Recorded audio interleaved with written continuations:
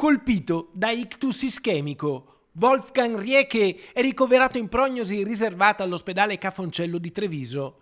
Il camionista tedesco di 63 anni, il 30 novembre del 2022 a Montebello Vicentino, travolse e uccise il campione veneto di ciclismo Davide Rebellin. Si è sentito male la sera del 23 maggio, immediatamente il ricovero in ospedale. Oggi resta in gravi condizioni, ma non sarebbe in pericolo di vita. Le sue condizioni sono gravi e ancora i medici non si sbilanciano, infatti la prognosi è riservata.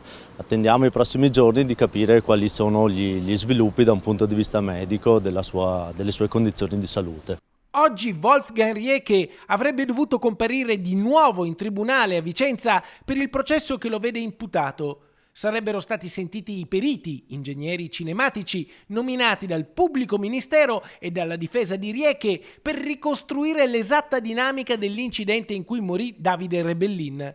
Ma proprio pochi giorni prima dell'udienza il malore improvviso per il camionista tedesco. La prognosi è ancora riservata, quindi l'udienza è stata rinviata per legittimo impedimento. La volontà è quella che il processo termini nel più breve tempo possibile, questo ci è sempre stato rappresentato dal signor Rieke, che infatti non ha mai frapposto problemi a che il procedimento venisse definito in tempi rapidi.